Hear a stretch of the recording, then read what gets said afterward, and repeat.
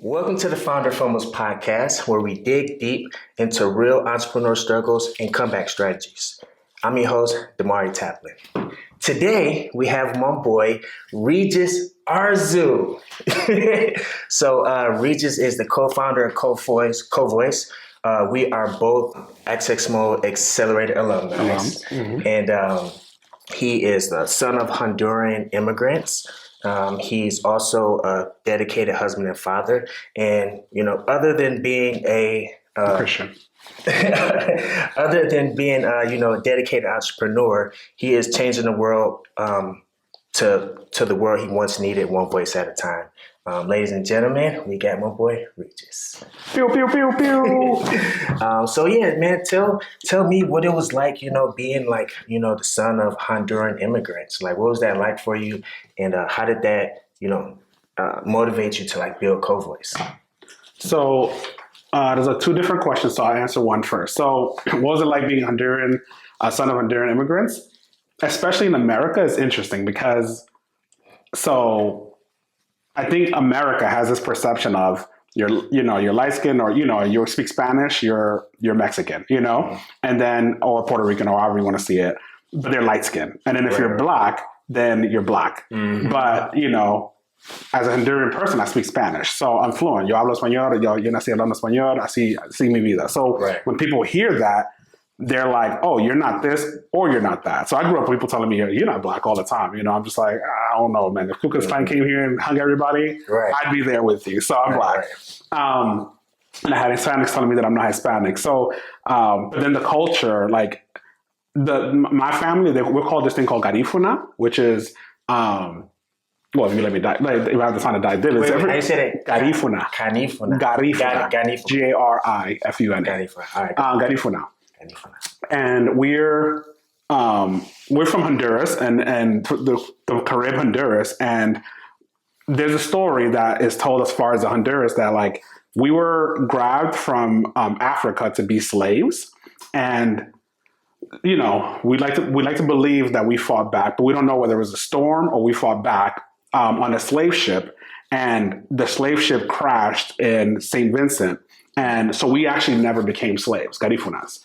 And then from St. Vincent, we spread to Honduras and all these places. So we, as garifunas, like to believe that we fought back. Like, like slavery didn't get us. No, nothing wrong about that. But like, again, like, we like to, we fought back and we avoided it.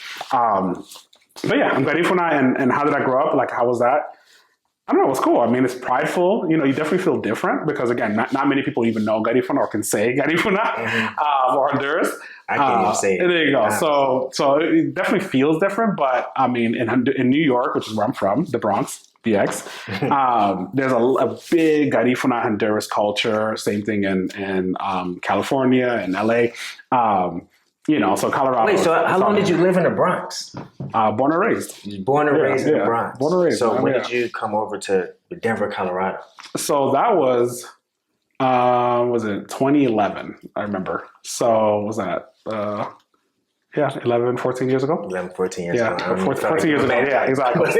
So, Yeah. So, and then what was the other question? How did it affect with CoVoice? So my parents were primarily Spanish speakers. Mm-hmm. So I saw firsthand the struggles that they went through, and as only speaking Spanish. And interestingly enough, and I hope as people hear this, like, English is a privilege that many people don't think about. Mm-hmm. I think. Wait. Quick question. Mm-hmm. When did you learn? Did you learn English when you were a baby, or did you start learning it when you were 8 years old, or what? No, I just learned it growing up too. So initially my first language is Spanish, and then as you go to school and you grow up, you just learn English. My cousin spoke English, so I naturally speak English. If anything, I'm better in English than Spanish now. The reason I'm asking because I'm like, who taught you the English? Was it your parents? No, they didn't speak you learned English. That's what I'm saying. Okay, so it was just in school and just being around English people. Right. So not just having Honduran, not being the son of Honduran immigrants. You were the son of Honduran immigrants that did not speak English. Exactly. So at all. That's what can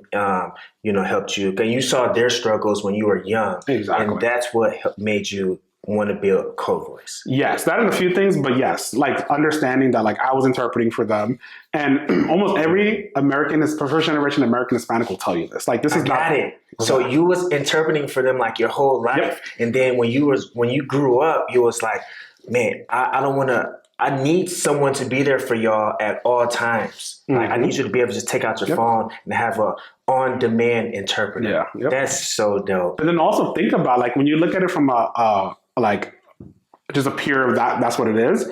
That's a more simplistic because then when you start looking at layers of like, okay, what if it's a medical thing? So now I got to go in the medical thing and explain about my mother's diagnosis to a doctor, like stuff that I shouldn't even know, you know, or like this didn't happen to me, but I know stories about like kids who had to like explain to the police how their father just beat their mother because the mother couldn't explain it to an English speaker. So like people end up interpreting for stuff that they shouldn't even be interpreting for, especially when you're young. So it's a very broken system.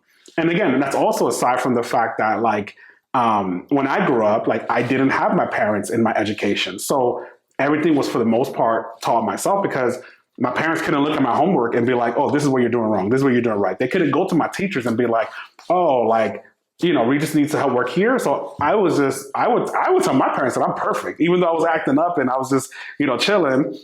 I'd be like, oh, well, you know, what did she say? Oh, you know, yo soy perfecto. You know, I told the teacher just said how amazing I am and how I'm just a model student. Right. Meanwhile, I'm getting in trouble all the time. So again, I think that as I repeat it, like English is a privilege many people don't even think about. You know, again, an English teacher. You know what I mean? Yeah. So, And another small example, which is kind of big, is like even as simple as going to like let's say Chick-fil-A. You can go to there and be like, hey, do you have peanut in this food? A Spanish speaker can't do that. So what if they're allergic to peanuts? Like that's it. There's just a world. So it creates this world. Like it's literally a whole nother underground world that America is not built for non-English speakers. You know. And then, so have you seen that one movie where it was like the girl she was watching somebody's house but she was blind and like somebody was breaking into the house or she got locked out of the house and she called an interpreter. I don't even know if you want to call that interpreter, but she basically had someone like an on-demand person that she kind of, they watched her, she was blind.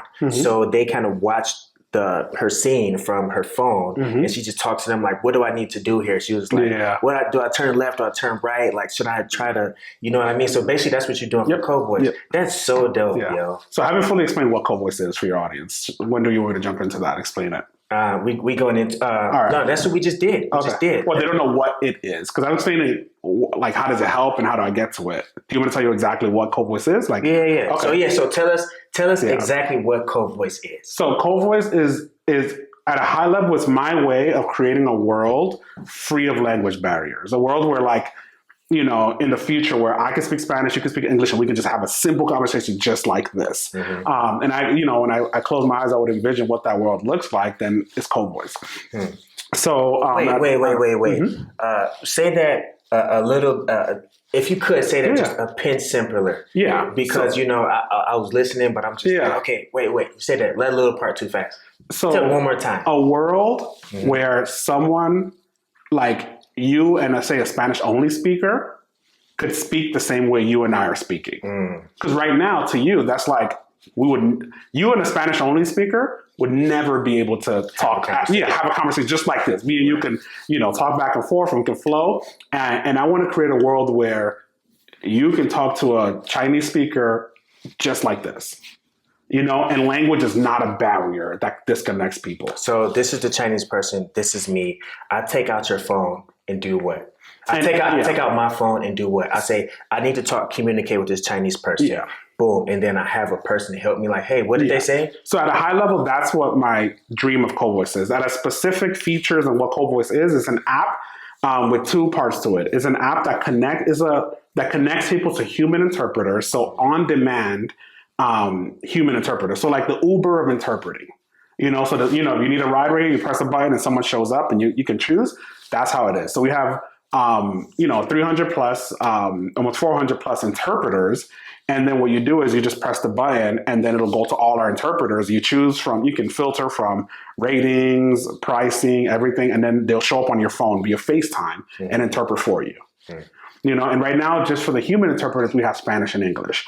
But also there's an AI aspect to it, which has AI interpreters. So imagine like, if you want to use ChatGPT or a robot or AI robot in your phone right here that can do interpreting for us. So if I say something in let's say Chinese, it'll be like, it'll interpret in English. And then you say something in English, it'll interpret in Chinese. Yeah. And I have that in like 60 plus languages and still growing. Gotcha. And that, to me, that's my start of what my world would look like, or this world would look like if, two people that don't speak the same English could talk to each other. Gotcha. So, being that this is called Founder Fumbles. Break it down. I want to ask you, like, straight up, man, was there ever a real time where you felt like giving up, where you was like, dude, I can't do this no more? You know what I mean? And besides this morning? Besides this morning. Like, tell us about, exactly. Tell us about a time where you felt like giving up, and like, what did you do to keep yourself going, I would say the be real. Yeah. No, I know. I was so, because I can say regularly, like I tend to question all of it. Like I think with entrepreneurship, and I think anyone that's an entrepreneur can agree, is that the highs are high and the lows are low. There's no middle ground at all. There's no middle. You can't just be like, I had a good day. Like, no, I had an amazing day. I had a bad day. I had a crappy day. Is there cursing in this podcast? Or? Go ahead, you can do whatever you want. I had a shitty day. Like, it was just like, I had a horrible day. So I can tell you a whole bunch of those, but like I would say the biggest one is, so I did CoVoice with my brother, and it was amazing. And like, because I had my brother, like him, I grew up with him and I always wanted to do entrepreneurship together, and we did CoVoice together. This was the dream that we both built together. And in the journey, actually during Access Mode, like he decided, you know what, this is not for me. Like again, the two highs, the two lows was too much for him. And then there's it's a tough road. You have no money. It's just tough. And he left a really good, high paying job. He was in advertising at the time, and he left it to come do this. So to go from like, life is great, I can get on a helicopter if I want, he had a really decent life, or helicopter rides if you want to call it, to be like, all right, I'm gonna go and just hustle and on the grind. So, and then with me, same thing with me. I was just like, all right, we're in it together. So in this journey, I think a year in later, he decided it's not for me. And it's funny because prior, I would hear about solo founders about like, man, this is lonely, it's hard. And I'd be so prideful and like grateful that I had my brother, and I'm like, must be tough to be you, And then when my brother said this, it's just like, like that happened. There's a few things that happened. So one, I became a solo founder. Two, personally, I actually really have abandonment issues. Personal I can tell you a long story about that, right. Where someone said abandonment wounds is the proper word for it. Right. And then on top of that, again, it's just like, now what? Like, I got to figure this out. Operationally, he was just a good sounding board for me. So then he left, and then I had to just figure it out. And the first thing I decided was like, do I even want to keep doing this? Again, like I came from the banking world, and I'm like, again, like, not to brag, but I'm really good at banking. I'm really good at numbers. I'm really good at finance. I could just go look for a banking job today and get one, a decent paying job. So what happened was I just started praying to God. And I was just like, it started off with like, can you please tell me like what I should do next? And then that almost immediately changed to like, please give me a reason to quit. Like, please tell me I can just stop today. Like, I want you to give me a reason to quit. And I don't know what that looks like, what that sign looks like, but like, please, like I can stop this today. I'm done. And in Access Mode, you would have just seen me one day come in and be like, yeah, I don't need this anymore. I'm done. And in my prayer, God was like, no, like, I got you. I'm going to take care of you. You keep doing this and I'll make sure I got you. Was this one prayer, or did you pray like every morning? During that time, it was almost every day. Every day. Let me ask you a big question. Yeah, go for it. Did you get on your knees and pray? I think once. One time. Because that's how you know when it's deep. Actually, if you want to get really deep and honest, it was more like, it wasn't even needs. It was just, I was in the corner crying. I was just crying like, what the hell? Like, you know, because again, I have really bad abandonment issues. So I felt like he left me, you know, like it was me and I'm just a, you know, fuck up. And I'm just like, there was nothing that I wasn't doing my part. When again, the reality of it wasn't that. And that's kind of how my mind sees it. But I saw it as that. So I was just like, again, not even just on my knees, but yes, I was on my knees, but I was on the corner crying like a little baby. I was like, please, like, just give me a reason to stop. And then, you know, to hear God telling you, like, get up and keep going, I'm just like, all right, you know, and then those are days that you would see me come in and just like joke around and pretend everything is good. But meanwhile, behind the scenes, I'm just like breaking down, you know? So that was good during the whole program. Yeah. I mean, I'm guessing, did this like be real? Did this make you like question like your whole purpose? Yeah, 100%. Like you was like, do I even need to do this? Yeah, like, I was super close to quitting Access Mode a few times where I was just like, what's the point of this? Like, I could just stop this again. Again, I'm being real. I could get a bank job yesterday. Yeah. My life would be so much, you know, knock on wood, better. And I don't even know I'm knocking on wood, but like it would financially, I'd be making more money. I'd be in a good position. I wouldn't be hustling. I would be like, I could be fine, you know, and like, but I felt called to continue doing it. And I was like, all right, like who am I to fight with the big man? You know, if he tells me he has this and he has me, then like, all right, you know? And that I would say it went from like, what next to please give me a reason to stop to like, okay, if you got me every day, I'm just kind of like trying to figure out the balance of like, okay, you said you got me, like, I just got to learn how to trust you. And that changed to like learning how to trust God for me and like learning that like what true faith, blind faith looks like, you know? And it's like, all right, cool. You know, and it was a great decision to keep going.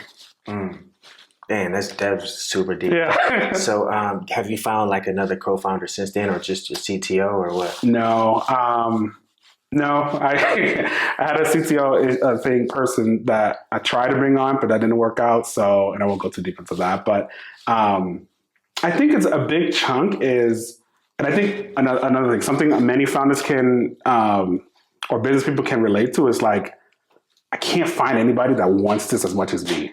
Like, I tried looking for it, you know, and again, it sounds delusional because you will never find anyone that wants it as much as you.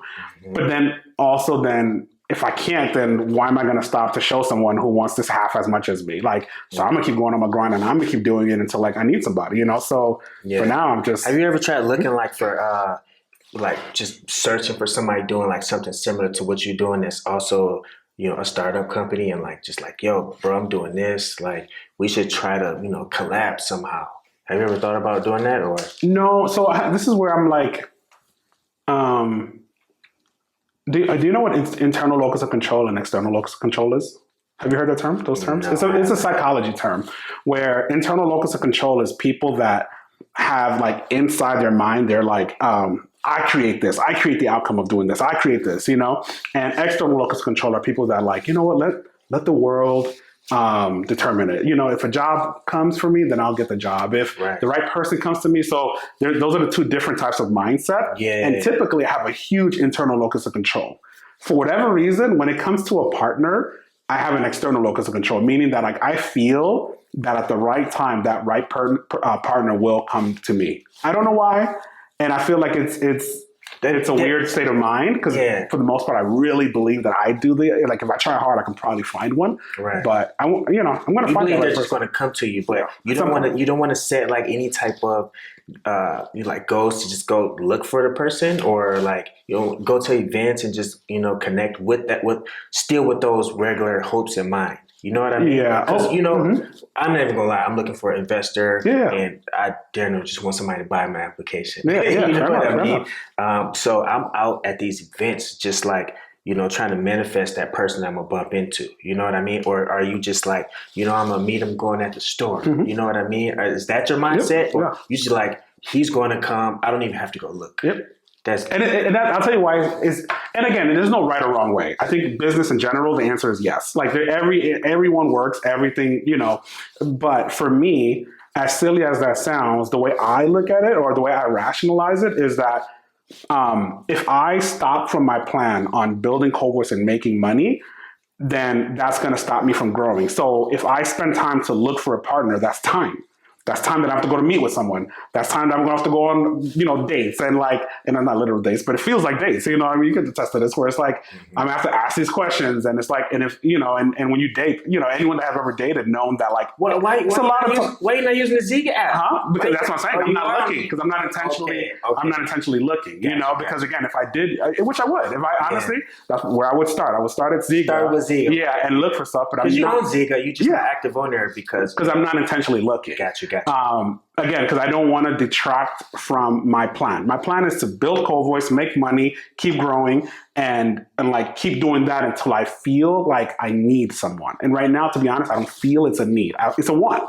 I want someone I can talk to. I want someone I can bounce ideas with. I want someone that can help guide this to the next direction. But am I doing it? Yeah. Am I growing it? Yeah. Am I while I'm focusing on making money and doing that, I'm going upwards. So why am I going to make a pit stop to look for a partner that, again, what if it doesn't work out? I'm just wasting. And again, I don't mean this in a negative way to anyone just doing that, but to me, it feels like I'd be wasting my time when I could just be in meetings with customers and selling CoVoice. So I'm focused and dead focused on just building CoVoice. Yeah. No, I'm not going to say I'm not going to agree or disagree. Yeah, that's fair. I feel personally that everybody needs a partner and that, you can't even, it's hard to progress in your business without that partner, without that second brain that you can bounce ideas off of. Because, the people that I'm dealing with right now, just a conversation, we meet once a week. Every time, they help me spark ideas out of my own brain. You know what I mean? So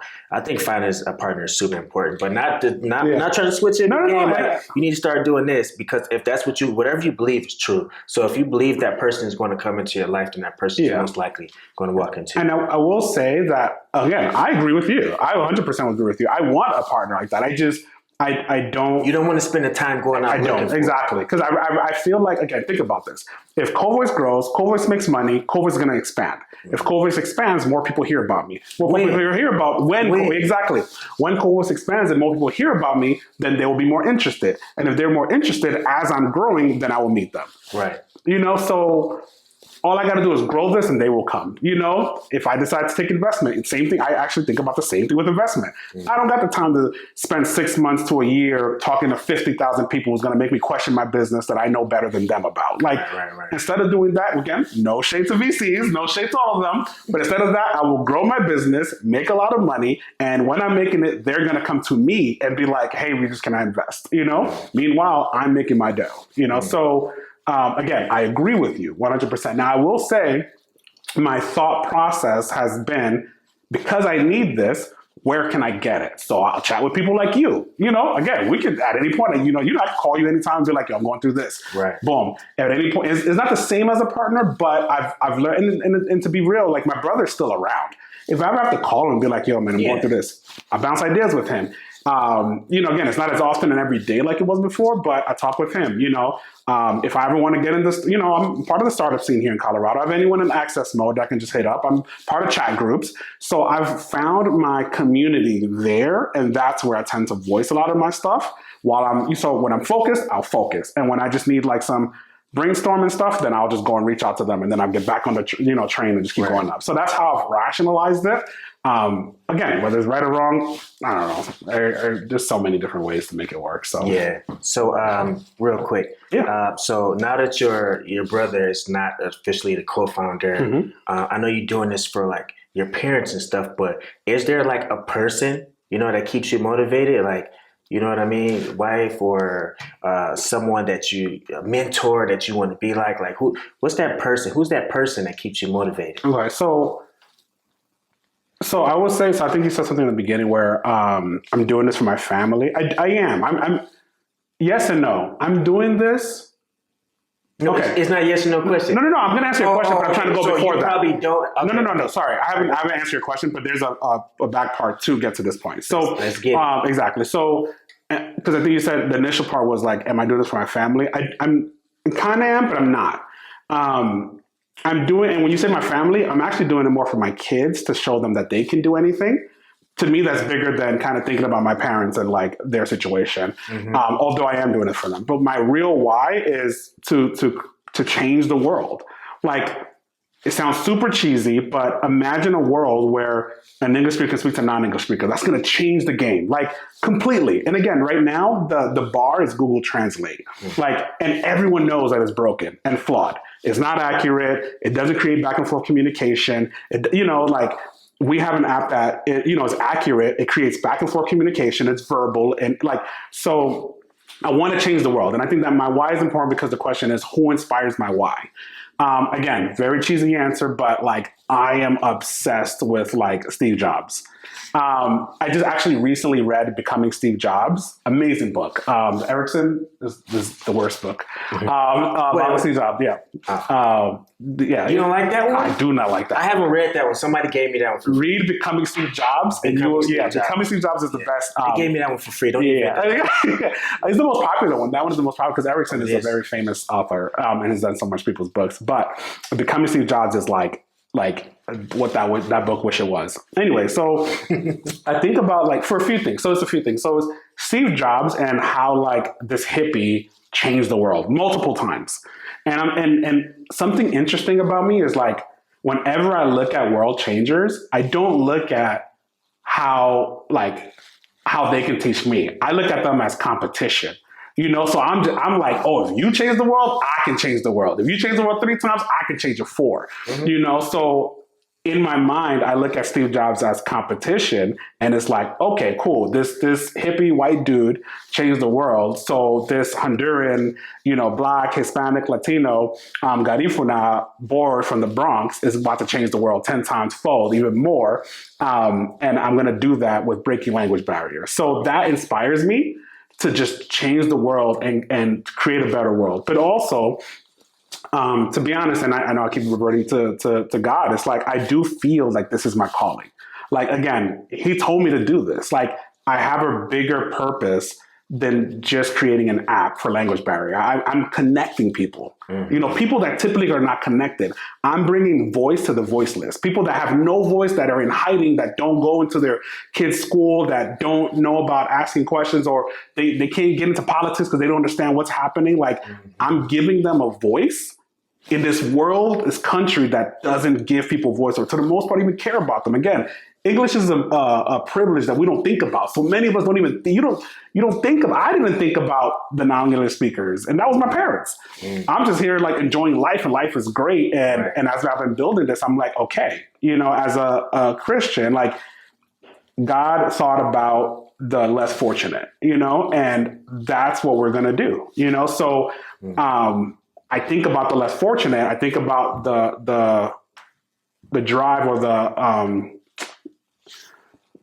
purpose, I guess is a better word, to help those less fortunate. Another thing, when I go to, like, I'm B2B now too, and I'm for nonprofits. See what? B2B. Oh, yeah. So I go to, business to business. So initially it was B2C. I was going to the diverse group, but I'm more B2B. And initially it was like, actually it's an interesting story. Can I tell you this story? So while I'm around. So again, in the summer, I went hard on like, and this is where I know it's a purpose. Like, I was going hard on like my target being solo practice lawyers. You remember this? It was during the access mode. And I was like, because every group, business tip, if you're gonna go to a customer, have a niche customer, and then expand from there. I think a lot of us want to sell to everyone. You can't sell to everyone. Anyway, so I went to solo practice family lawyers, and that's how niche I was. The data said it, that's the best thing. The industry said it. Everything I read was like, that's the right way. After access mode, and I was throwing out my garbage, right? And I was just taking the garbage out, and I heard a calling from God to talk to me. It was like, go to nonprofits. And I was like, you say, I don't got money, like, you sure? He's like, no, go to nonprofits and I'll take care of you. And I was just like, man, like, And again, who am I to fight with the big guy, right? So I ended up changing the whole thing. So that's where I don't know if I ever told you guys the stories because, you remember when I was hard on lawyers. That's where I pivoted to nonprofits because of that one moment, that one day. And the next day, I was like, I was going to church, and in that church, I saw they were like, they do servicing. I just got my car, got out, and it was a non-English speaker talking to someone from the church, and they were just like, it was a disconnect. She was trying to explain to them, well, I heard it because I understand Spanish. She was trying to explain to them how like she needs help with some food because her family hasn't eaten for a while. And the lady is just like, I don't know, comprendo, So then after they stopped talking, and again, this was almost the next day after like he told me to go to nonprofits. I went to the lady. I'm like, hey, like, I have the answer to your problem. Like CoVoice will solve your problem.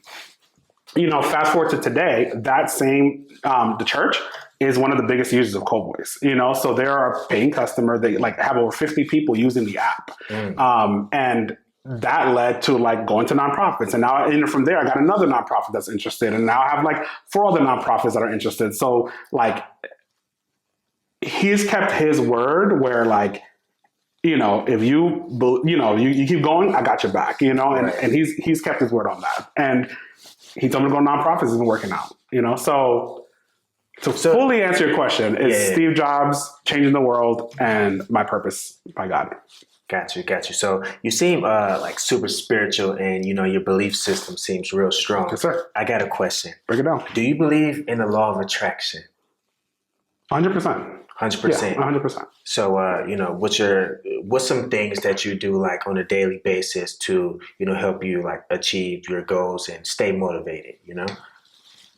So I don't know if this is directly answering your question, but one thing, especially now, is I've been obsessing over this. So business advice to whoever again, a highly underestimated skill, and I don't know if the skill is the right word, but a thing, topic that people don't think about in business is reciprocity. Are you familiar with the term reciprocity? So reciprocity. I thought you were about to say something about a recipe. Oh, no. Reciprocity. So the law of reciprocity states that if you give, people will want to give back. Oh, yeah, for sure. That's the law of reciprocity. Again, law of attraction. It's kind of similar. Exactly. This is literally one of my favorite things. Exactly. And let me say something real quick. So, just as important as giving, one thing everyone needs to really learn how to do, I just learned this recently, it's like practicing actually receiving. Receiving is just as important as giving. Don't be one of those type of people that, you go out to eat with 3 people and someone, offer to like buy the food for everybody. It's like buy your food, her food, and your own food, and don't be the person like, nah, I'm all good, man. I can take care of myself. Oh, no, I got it this time. Yeah. But you have to be able to receive from the universe as well, and not just always dish out. Because, the law of attraction is like, you are expecting something. You're expecting to receive something. But if you're rejecting, you're not practicing receiving. Yeah. How are you going to receive what your actual thing that you're going for? Yeah. I just wanted to say that's fair. Because I learned about. So I just started practicing receiving like here recently, and just look at those. Like you find a quarter on the ground. You can look at it like the universe just gave you that. Yep. You know what I mean? And you don't have to save it, but put it in a pot, you know what I mean? And just be like, this is a whole pot of money that the universe gave me. Yep. And just use that to remind yourself. All right, so I'll let you get to it. I wanted to share that because it was so important. I just told my cousin this other day, like, dude, like you have to practice receiving. You know what I mean? Yeah. Like he always said no when you try to give him something. No, let me do you a favor. Nah, I got him. Cool.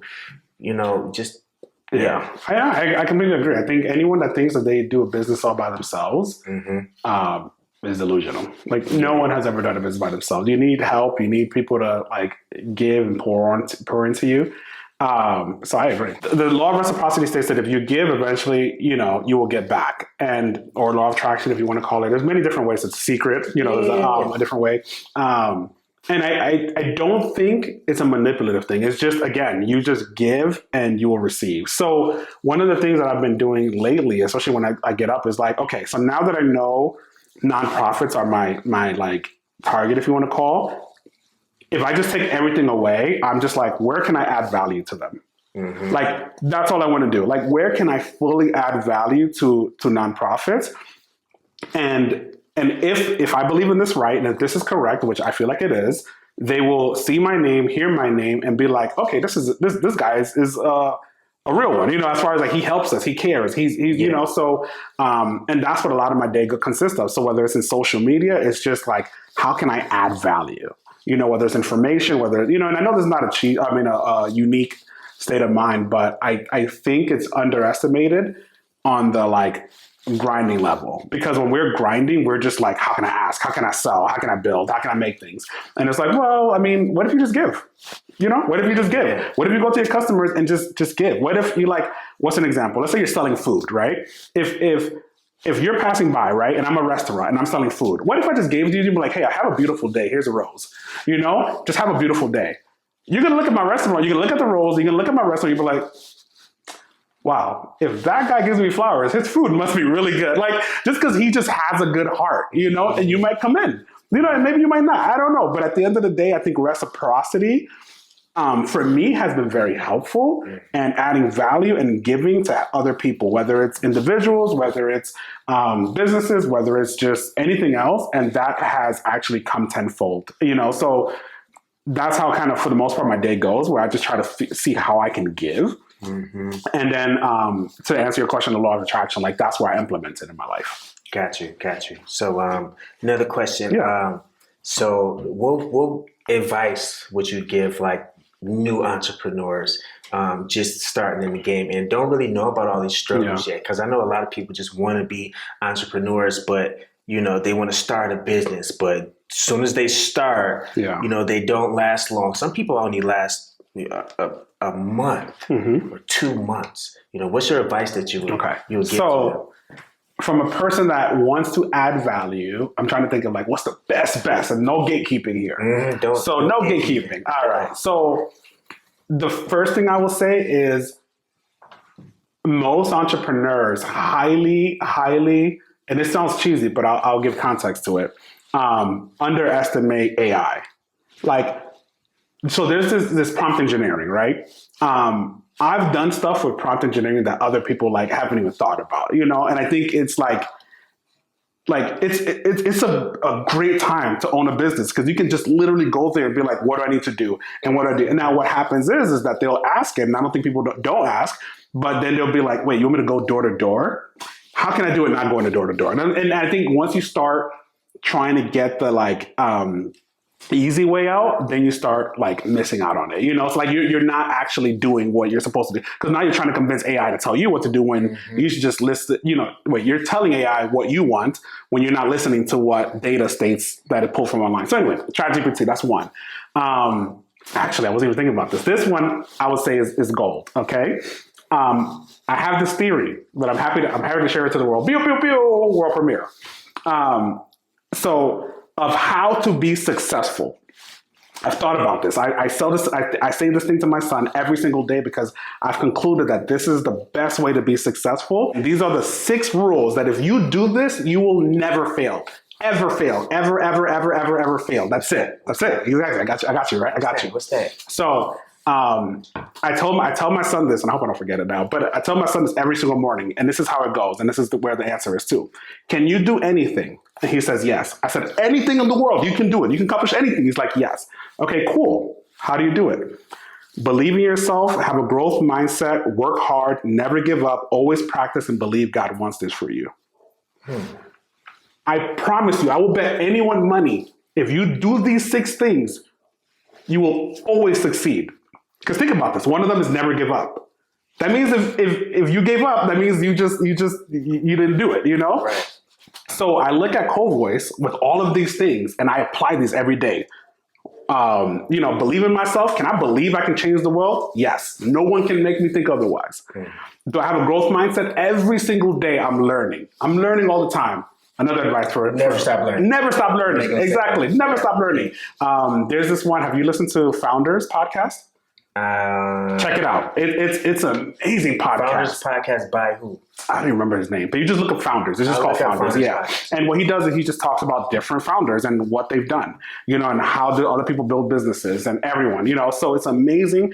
I listen to it religiously. My First Millions is another podcast I listen to religiously because I'm always learning. What is it? Believe in yourself, work hard. Have a growth mindset, work hard. Like, I make sure I go the hard route. I don't go the easy route. I go give me the hard one again.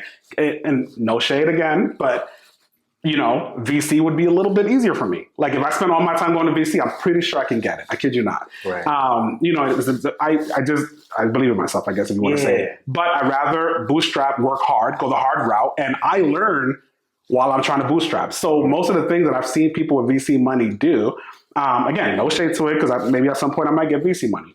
But I've learned so much because I've been on the grind doing it, So work hard, never give up, obviously, never always practice. I'm always trying to figure out, okay, let me try this, let me try this, let me try this. And then I believe God wants this for me, which I feel like I've mentioned here, which if he wants this for me, it's not just me for myself. There's a bigger purpose. Now, for those non-religious people, whoever your spirituality is, for whoever you feel is what you believe in, whether it's just a spirit, your ancestors, whoever it is, just believe that they want this for you. Because if you believe that they want this for you, then you're not by yourself, So that's the secret to success. No gatekeeping. That is it. Bars. No, that was super solid, yo. I want to add something to that real quick. Make content, yo. Yeah. Make fucking content. This is why I'm doing this right here. Is because it's extremely important. Like, you got to get out there. You got to make your content, and people got to know who you are.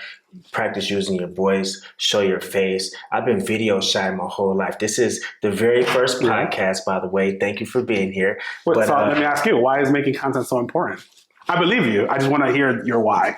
For me, I feel that, every single successful person, truly successful, millionaire in a way, they're using their voice, and they're sharing their face. I feel like the only difference for me and these people that have millions doing not much at all is that they have a camera in front of their face.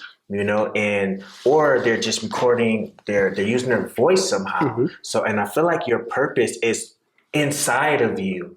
You know what I mean? I feel like your purpose is inside of you. You just have to learn how to use it. You know what I mean? Like when you speak, that's you are shaping your purpose every time you speak, and record it, or whether that's just audio or on camera. So, and I just want to learn how to do that. So that's the main reason, I'm doing all of this stuff. And that's why I see is using your voice, showing your face. I was just telling my friend about this the other day, but I think that's, for me, that's pretty big. Yeah. I tell my son, speak to be heard. When you speak up, say what you chest, speak up loud, And when it comes to business, I feel like this is the next level. If you're going to speak to be heard, then say it to the world, go to social media, do this stuff. Let people hear you, because how are we going to know about Ziga or Damari if we don't, if he's in this house only talking here, the world needs to know what you got to say, the world needs to know what Regis and CoVoice has to say. So I agree with you. Because, you think about a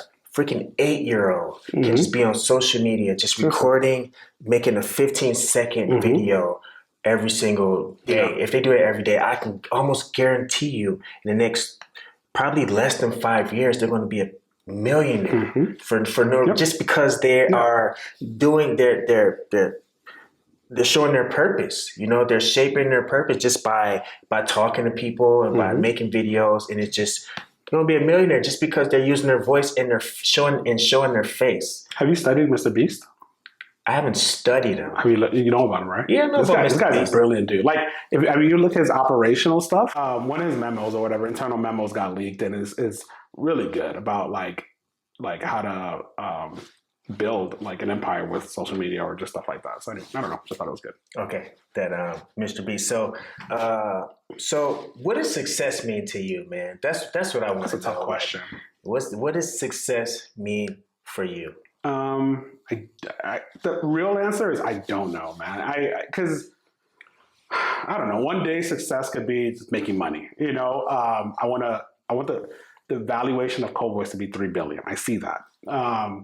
Another day could just be like helping the most people, let me just help 10 people today. I just bare minimum. Let me just that's success for me, or just paying the bills. Let me just exist for another month. Right.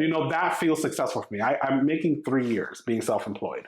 That feels successful. Again, if you ask me tomorrow, I might be like, I feel like I'm not successful. So it's a moving target. Lately, it's been, this is actually really tough. So I've been in a position where I've been just seeing the impact of those diverse people that don't speak English. Here's an example. I went to interpret for someone, right? It's not more CoVoice. It was connected through CoVoice, but they needed a person to interpret for them. So again, if I could add value, I just went over there and I did interpreting for them. And I interpreted for this lady who was just about to get evicted, and it's actually last week. She's about to get evicted, and her and her husband just don't know what to do. She has 2 kids, and they were renting out a house below, and they're undocumented. And the kid just had a disagreement. It was a simple disagreement with the family above. And the lady was like, nope, I don't like what you did. I'm going to get out the house in 2 days. So, this undocumented group is distraught. So they don't know what to do. And this nonprofit tries to resettle people, put them in a resettlement or put them in different homes. So I'm interpreting back and forth, and, so she's like, in 2 days, I need a place. Can you help me? She's borderline begging, crying. I have 2 kids. The youngest I think was 2. And she's like, we have this car, but the car is Uber. We use we use the car for Uber or something like that, I think she said. And we don't know what to do. The response from the nonprofit was, okay, we can put you in this thing where, we can, with program where we can get money. But so I'm interpreting for this group, and this lady is, so she's going to be evicted in 2 days, and they're telling her it takes at least 2 weeks to find out the answer. And then a week after that, if they can pay the security for a place, then you can get they'll mail that check. So this lady, I'm watching her just in front of her, just accept that she's going to be homeless, and she's just it was tough to watch, because then again, and there's another thing that I suffer with, survivor's guilt. For me, it's really tough when I'm just I'm going to go to my house and have first world problems. And meanwhile, this person has this. So anyway, so to answer your question on what success looks like, I would love a world where I can be in that and just be don't worry about it. I got you. Here, go here. Be financially in a position where I can just give. I wish I could just take that pain away from her. And I can honestly, and it's sad, I can tell you 10 other stories just like this, just like this. And it's tough. Be a more giving person. Yeah. This world, I didn't know was going to take me to this darker side of it, of just seeing the pain of the less fortunate, and those unheard. And I want to make that pain go away, and I feel like I'm contributing it with language, but there's more, success is if I'm in a position where I'm just oh man, that's tough. Here, let me take this hotel. You're covered for the next 3 weeks at a hotel. You're good. I hope your baby's okay. And if I can help there, that feels like success. Again, is that delusional? I don't know, man. Every day success changes for me, but that sounds awesome for me. Yeah. Okay, cool. So, I guess one of my last questions is if you lost, I guess this is my last question in a way. If you lost CoVoice due to something tragic tomorrow, what would you do?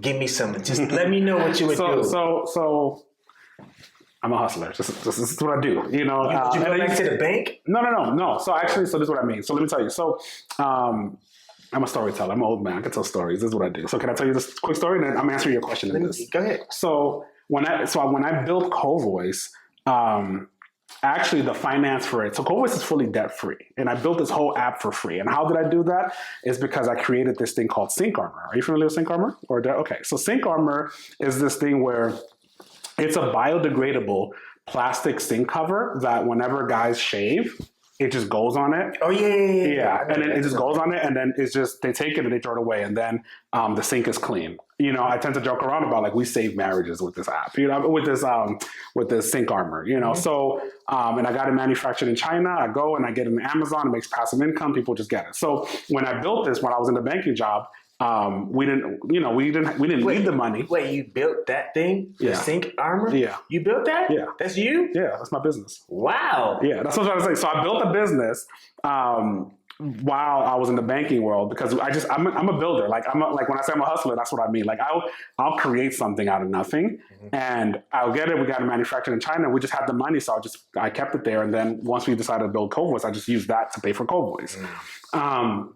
And I say this to say is that like I will grind. I can like I will use those 6 rules, and I will find something else. CoVoice is not my first rodeo. I think I've done Turo. I think you're familiar with Turo and how I handle that. I did Turo too. Yeah, so that was a good hustle. It does a good hustle for me, and like. So if CoVoice is to end today, I will find something and then just grind and do it again. Would I start in the bank to like make sure my family's financially good and then build something out of it? Possible. I don't know. But for now, I'm in a good position where I can just start something else. It will be world changing. It will be big. It will be something that takes 10 years to like build. And which is another Regis advice or thought for the audience. You said something earlier off camera that on average was it 8 out of 10 businesses fail. Okay. Now I have a theory on that because I think it's true but not true. And this is my theory. And I could be wrong. Feel free to prove me wrong. I think 8 out of 10 business fail for the businesses that quit. Now, if you look at businesses that just kept going, and how did they keep going? They just kept going. They just never quit. Like, where did they get the money from? They just figured out a way to keep going. They just keep hustling. Yeah. Businesses that just keep like, especially if they go past, I would say 5 years, those businesses, that ratio number actually extends to like maybe 50% or 30% of businesses fail. Yeah. So to repeat that, businesses fail early, but if you can get past the 10-year mark and you're willing to grind for at least 5 or 10 years, you will have a high possibility. You'll have a 90% success rate because you've just been grinding for so long and like you understand that world so long. And it actually goes with always practicing. As long as you always practice, you're always building your business, you're always doing something, you will succeed. And that changes that number from 80% failing to 80% passing. Yeah, no, that's true. That statement shouldn't be that way. Yeah. Because if you think about it, like all businesses are failing for the first 4 years. You know what I'm saying? It's a very intimidating statistic, And I again, if you rephrase it to 80% of business succeed if you make it past 5 years, then I think people go into it as like, all right, cool. All I got to do is do this 5 years and I'm going to succeed. I'm like, yup, let's do this. What I should have said was 8 out of 10 entrepreneurs quit. Yep, exactly. Within the first 2 years. That's what I should have said. And I think for the audience that's listening to this, I would be like, okay, like if you're going to get in this, if you're either getting in it, you're in it, or going to get like, or you thinking about it, like, your mindset, your mindset should be like, can I do this for 5 years? It's going to be the worst thing in the world, the hardest thing I've ever done. And am I in this for 5 years? If you're not going to do this for 5 years and hustle and grind and sweat and cry and all of this for 5 years, don't do it. Just stop. Just go and get a 9 to 5. Just do it because it sucks. This world sucks. But if you're down to do this for 5 years, and I'm in it for 10, I'm telling you, I'm doing this for 10. There's no world where I'm not, at minimum 10 years. And if you're in it for 5 years plus, like, then go and grind. How can people find you, and where can they find CoVoice? CoVoice, the website is covoice.io. You want to reach out to me, Regis.Arzu, ARZU, at covoice.io. I'm on LinkedIn. That's where I'm like a lot of my social is. I'm on all platforms, but for the most part, reach out to me on LinkedIn. I'm going to respond. Follow CoVoice on LinkedIn. That's where I put a lot of my content there. So, That's what I'm at. So Regis, I appreciate you, bro. yes, sir. Sure. Very first too, podcast. Thanks for showing up to Founder Fumbles. I appreciate y'all. Don't forget to like, subscribe, and comment too. Comment if y'all can, because I hear that helps. This is my very first podcast. I don't even know what's going to go down after this. I might have to redo the whole damn thing. If you have questions for me, if you put in the comment, I'll respond. If you have any thoughts, if you disagree with me, put in the comments. Just whatever you feel. So. But anyway, I'll holler at y'all. See y'all later. And thanks, Regis. Let's get it.